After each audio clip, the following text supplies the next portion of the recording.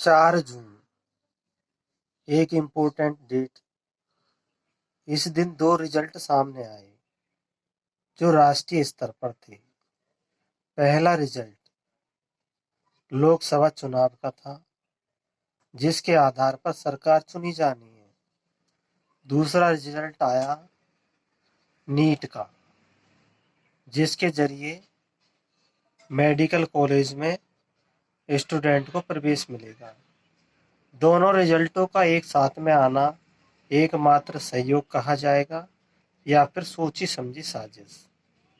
ऐसा इसलिए कह रहा हूं क्योंकि नीट एक ऐसी एग्जाम है जिसको लेकर के शुरू से ही जिस दिन एग्जाम हुए थे उसी दिन से यह विवादों में घिरी हुई है।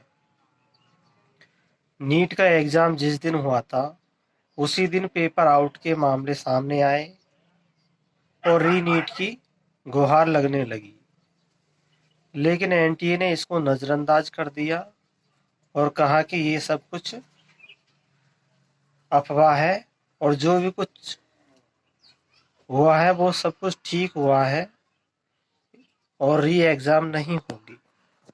फिर इसके बाद में जगह जगह से मामले सामने आने लगे, कई एफआईआर दर्ज हुई और कई डमी कैंडिडेट पकड़े गए और साथ में जिन अभ्यर्थियों को नीट का पेपर 4 जून को मिला था वो भी पकड़े गए और उन्होंने अपनी बात में इस बात को कहा कि उनको पेपर पहले से ही तैयार करवा दिया गया था। जो पेपर तैयार हुआ था वो सामने आ गया। लेकिन इस दौरान सोशल मीडिया पर जो खबरें चली थी वो छोटे मोटे यूट्यूब चैनलों ने चलाई थी, बड़े बड़े चैनलों ने बहुत कम चलाई थी। लेकिन अब जैसे ही 4 जून को रिजल्ट आया, रिजल्ट आना चाहिए था नीट का 14 जून को, लेकिन 10 दिन पहले ही नीट का रिजल्ट जारी कर दिया जाता है और इस रिजल्ट को लेकर के अब सोशल मीडिया पर जितने बड़े बड़े यूट्यूब चैनल हैं, पत्रकार हैं, वो भी इस बात को मानने लगे हैं कि नीट का पेपर लीक हुआ है। और लीक ही नहीं हुआ, यहाँ पर ये और बात कही जा रही है कि एनटीए ने इसमें पूरी तरह से धांधली की है और इसमें भी एनटीए का कोई हाथ जरूर है। एक एग्जाम सेंटर से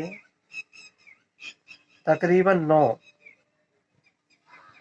9 ऐसे हैं जिनको नीट में टॉप दिया गया है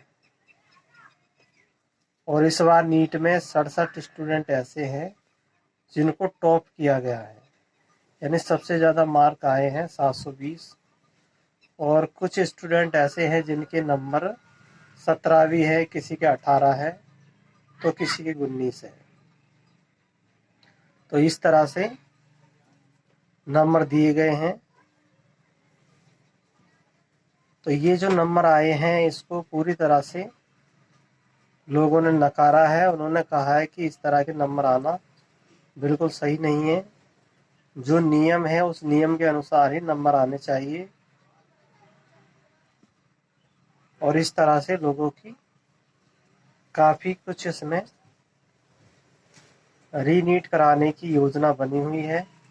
इसके मामले कोर्ट में भी चल रहे हैं, सुप्रीम कोर्ट में भी चल रहे हैं।